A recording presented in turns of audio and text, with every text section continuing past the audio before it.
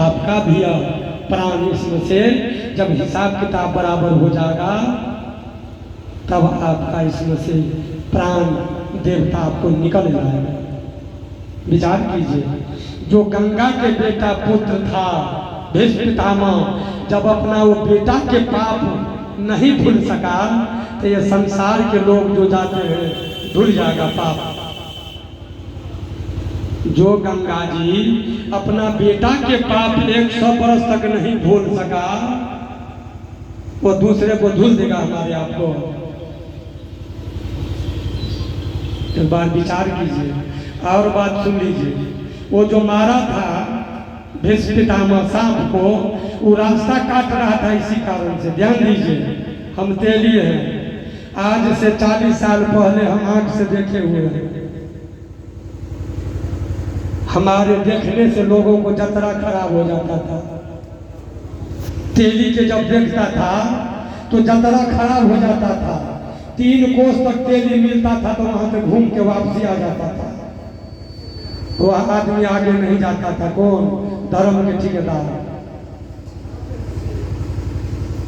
ध्यान दीजिए, धर्म के ठेकेदार को अगर 3 कोस पर तेली मिल जाता था तो वहां से रिटर्न आ जाता था, या नहीं तो मारता था, गाली देता था, बाजार के उसको दांत देखता था और तब वहां से हो जाता था। यह बात सच कह रहा हूं कि झूठ? सत्य बात है। आज स्वर्ग वही धर्म के ठेकेदार दिखा रहा है कि दूसरा वही दिखा रहा है। तो हमारे पास ज्ञान है, हम लोग जो पढ़े वो स्कूल में छोड़ दिए कि घर में लाए तो कोठी में बंद कर दिए। हृदय में है। अगर हृदय में रहता तो फिर स्वर्ग जो हम लोगों को दिखा रहा है, हम अपने आप में स्वर्ग देखते हैं।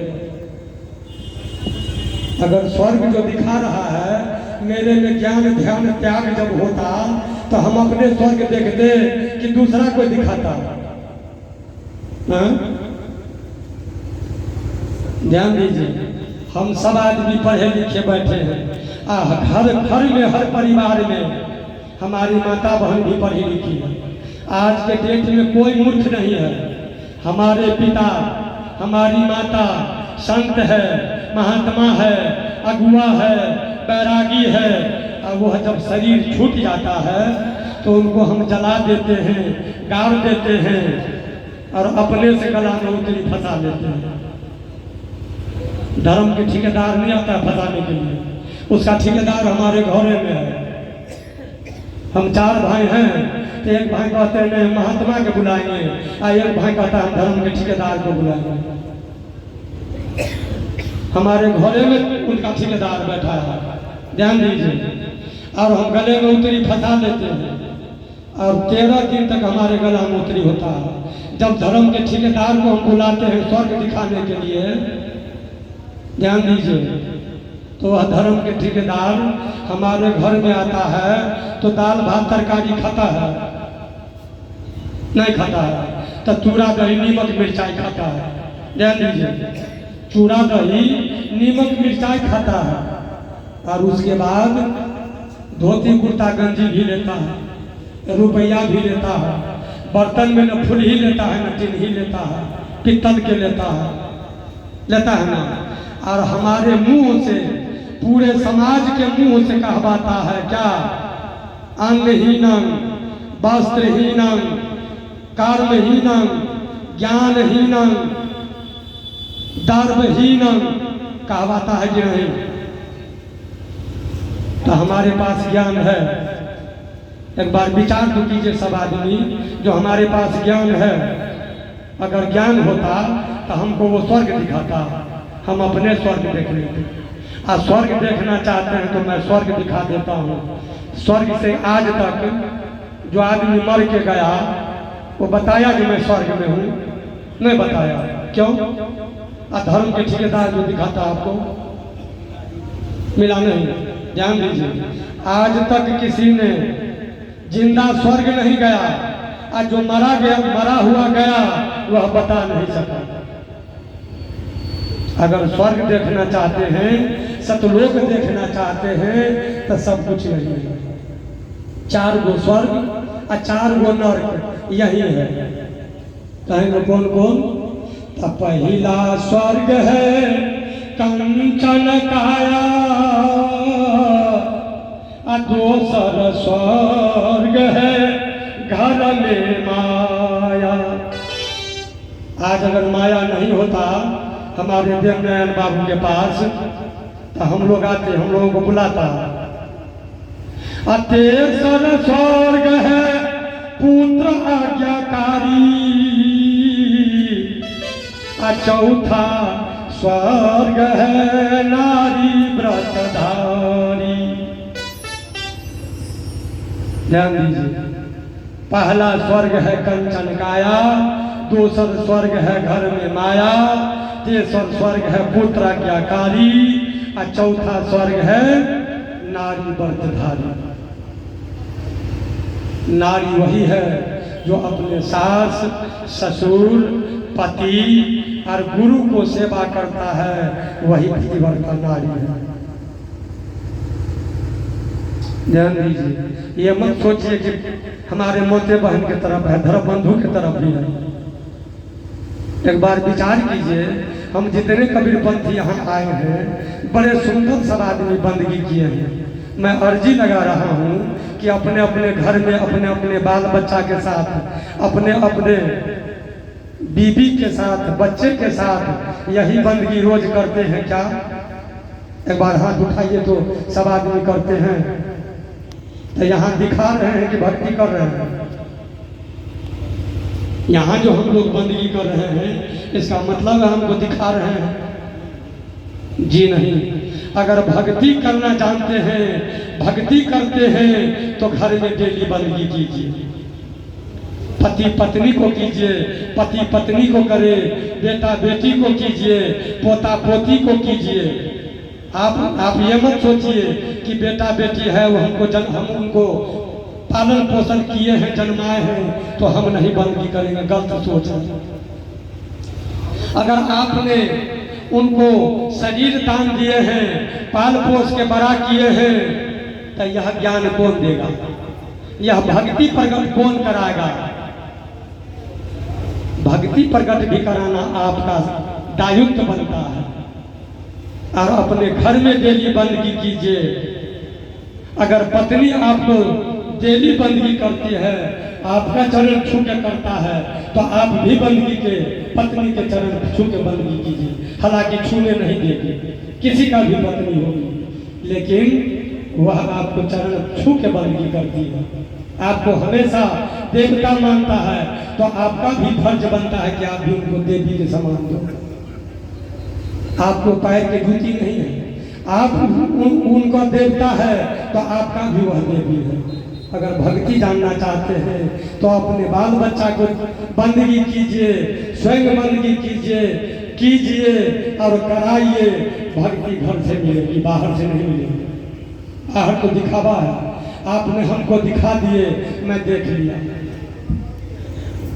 ध्यान दीजिए, कामी क्रोधी लालची, कामी क्रोधी लालची इनसे भक्ति न हो।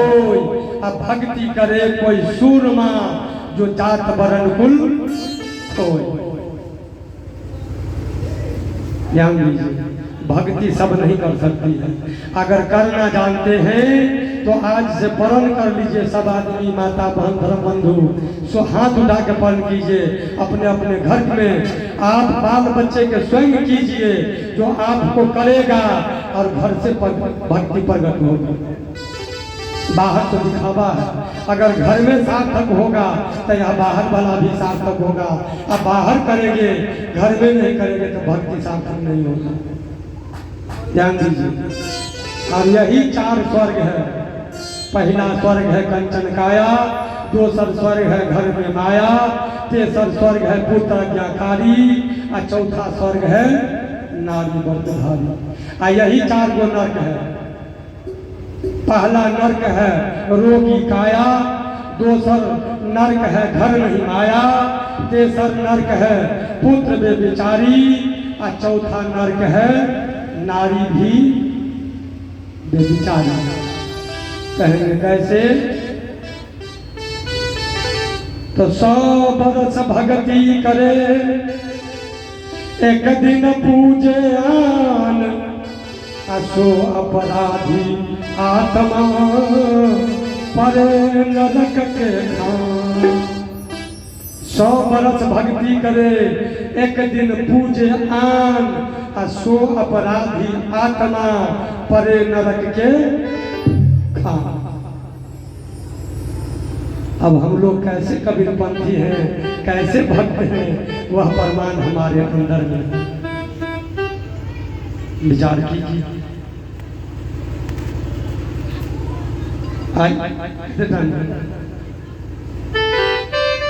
विचार कीजिए हम लोग कैसे भक्त हैं। अगर थोड़ी सी मैं रामायण की तरफ चलता हूँ, या तो कबीर साहब के बानी था, और रामायण को अगर जानना चाहते हैं तो रामायण की चौपाई में सुना रहा हूँ। कबीर साहब के भक्त को बता दिए कि कबीर साहब को जानने वाले हमारे कबीरपंथी भाई बिरला पुरुष हैं। क्या बताया है साहेब? बूझ ही कोई जन जाऊरी, संध्या पाठ में भी हम लोग पढ़ते हैं। सब नहीं बूझेगा। कौन बूझेगा? जो जाहौरी जीव है वह बूझेगा, सब नहीं बूझ सकता है। मैं रामायण की तरफ चलता हूँ, जिस राम को पूरे संसार मानता है। हम लोग कबीरपंथी हैं, लेकिन कबीर साहब को नहीं मानते होंगे। सब आदमी राम को मानते होंगे। बात सत्य है कि झूठ? सत्य है। और हम भी राम को मानते हैं, लेकिन कैसे मानते हैं सुनिए। रामायण से बता रहा हूँ राम क्या बता रहा है और पूरे संसार के लोग क्या कर रहा है। रामायण के चौपाई है कि नहीं अनीति नहीं कछु प्रभुताई, सुनहु करहु जो तुम ही सुहाई। इसका अर्थ है कि नहीं अनीति, आप लोगों को प्रति मेरा कोई अनीति भावना नहीं है। नहीं अनीति नहीं कछु प्रभुताई, सुनहु करहु जो तुम ही सुहाई। हमारे पास कोई इतना बल बुद्धि बलवान नहीं जो आप लोगों को मैं दिशा चेंज कर सकता हूँ। केवल ग्रंथ के माध्यम से अपने आध्यात्मिक ज्ञान से आप लोगों को संबोधित कर सकता हूँ, बता सकता हूँ, अर्जी विनती कर सकता हूँ। बाकी दिशा चेंज करने के पावर मेरे पास नहीं है। दिशा चेंज कर सकते हैं तो आप अपने आप कर सकते हैं। नहीं अनीति नहीं कछु प्रभुताई, सुनहु करहु जो तुम ही सुहाई। आगे रामायण के जो बाई है। एक बार वशिष्ठ मुनि आए, जहाँ राम सुख धाम सुहाए। एक बार वशिष्ठ मुनि आए, जहाँ राम सुख धाम सुहाए।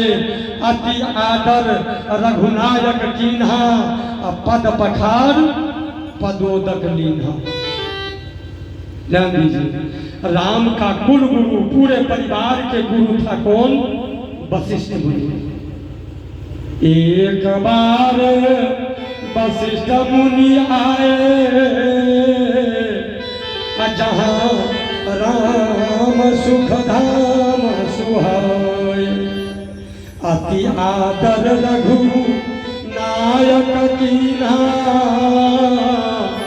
पद पखार पदोदक लीन्हा। इसका अर्थ आप लोग जानते हैं? नहीं जानते हैं। एक बार वशिष्ठ मुनि आए। वशिष्ठ मुनि राम के गृह में गए तो उनका जो कार्यकर्ता था वह जाके बोले राम भगवान से कि आपका कुल गुरु आए हैं। राम अपने भवन में सो रहा था, आराम फरमा रहा था। ध्यान दीजिए सब पर। एक बार वशिष्ठ मुनि आए और जहाँ राम सुख धाम सोए, राम सुख से सो रहा था, नींद ले रहा था। उनका जो कार्यकर्ता जाके बोला तो तत्क्षण ही उठा और दौड़ के गया, सुंदर आसन गुरु को दिया और बैठा के चरण के धोया और धो के उसको पी लिया।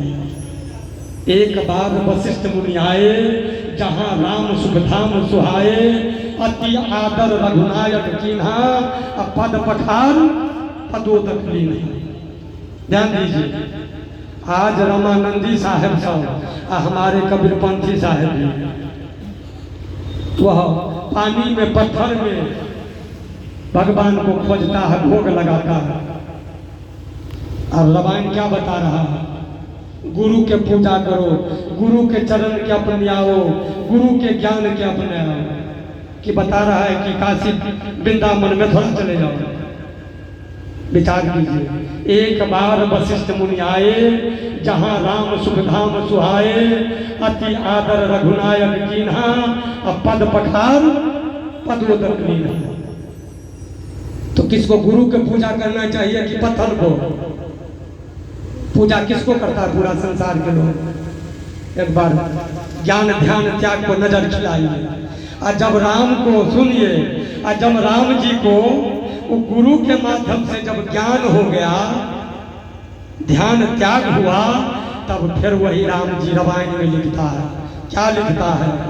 कि प्रातः काल उठ के रघुनाथा, माता पिता गुरु नाम माथा। जब राम को गुरु के माध्यम के द्वारा ज्ञान हुआ, तो उन्होंने लिखा कि प्रातः काल उठ के रघुनाथा, माता पिता गुरु नाम माथा। ध्यान दीजिए, राम को जब ज्ञान हुआ तो गुरु के माध्यम से तो सो के उठता था, और सबसे पहले राम का काम था माता पिता को बंदगी दंडवत करना, नहा धो के भोजन प्रसाद पाना, और माता पिता से आज्ञा लेके, और तब जो काज होता था वो काज करता था। और वो किया, और उसके बाद रामायण में लिख दिया। हम लोग कहाँ पूजा करते हैं? ये रामायण को नहीं पढ़ते हैं, इसके उदाहरण नहीं जानते हैं, पढ़ते हैं, इसको अर्थ नहीं जानते हैं। क्या लिखा? ध्यान दीजिए और आगे सुनिए। बड़े रामायण में है, रामचरितमानस में, बड़े भाग नु सतन पावा, असुर दुर्लभ